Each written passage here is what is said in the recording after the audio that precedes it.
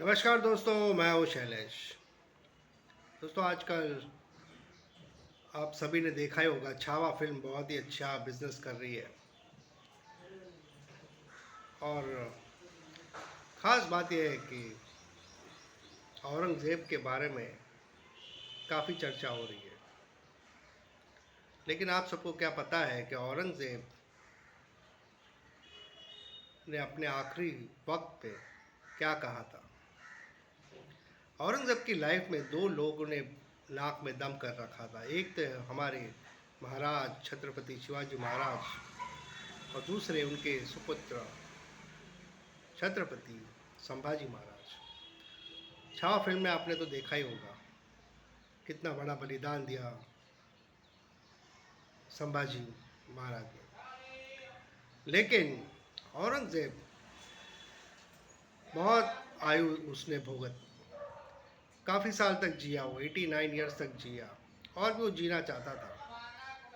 और हमेशा वो चाहता था कि लंबी आयु और जिए और उसकी जो सल्तनत है वो आगे बढ़े। लेकिन अंत समय में ऐसा हुआ नहीं। अंत समय में उसकी हालत बहुत ही ख़राब हो गई। उसके कंधे झुक गए, उसकी आंखें अंदर चली गई, बीमारी आई, उससे ठीक से खड़ा भी हो नहीं पा रहा था, चल भी नहीं पा रहा था। जहाँ भी उसको जाना होता था तो 4 लोग साथ में उसको उठा कर लेके जाते थे। लेकिन उसको ये ज़िंदगी भर अफसोस रहा कि उसके नज़र कैद में शिवाजी महाराज भाग गए, क्योंकि वो गलती उसको बहुत भारी पड़ गई। और शिवाजी महाराज फिर उसके कब्ज़े में कभी नहीं आए और उसके आँखों में खटकता था। शिवाजी महाराज ही थे जो औरंगज़ेब के सबसे बड़े दुश्मन थे। औरंगज़ेब किसी से नहीं डरता था, सिर्फ शिवाजी महाराज से डरता था, क्योंकि शिवाजी महाराज बहुत ही चतुर थे। और 19 साल तक औरंगज़ेब ने उनका पीछा किया लेकिन हाथ नहीं आए। फिर वो संभाजी महाराज के पीछे पड़ गए। लेकिन अंत समय में उन्होंने कहा कि ये एक ऐसा शख्स है जिसने मेरे नाक में दम करके रखा है। हे ईश्वर, हे अल्लाह, मुझे ऐसी औलाद क्यों नहीं दी? अगर मुझे ऐसी औलाद दी होती तो फिर मेरी सल्तनत बहुत आगे बढ़ती, काफ़ी सालों तक आगे बढ़ती। आज मेरा ये हश्र न होता। खुद औरंगज़ेब की औलाद ने उसको जेल में डाल दिया था।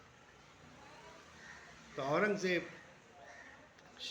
को अंत समय में शिवाजी महाराज की तो कदर हुई, लेकिन अफसोस ये भी हुआ कि उसने बहुत सारा पाप किया। बहुत सारे लोगों के धर्म परिवर्तन किए, उनको मुस्लिम बनाया गया, बहुत सारे लोगों को मार दिया गया, मृत्यु दंड दिया। उसके न जाने कितने रिश्तेदार थे, उनको भी मृत्यु दंड दिया। मतलब अच्छा काम बहुत ही कम किया और बुरा काम बहुत ही ज़्यादा किया। तो अंत समय में उसको बहुत ही दुख हुआ कि उसने जो भी किया, पता नहीं उसको अल्लाह स्वर्ग देगा या नरक देगा। लेकिन वो बहुत तड़पता हुआ इस दुनिया से चल बसा।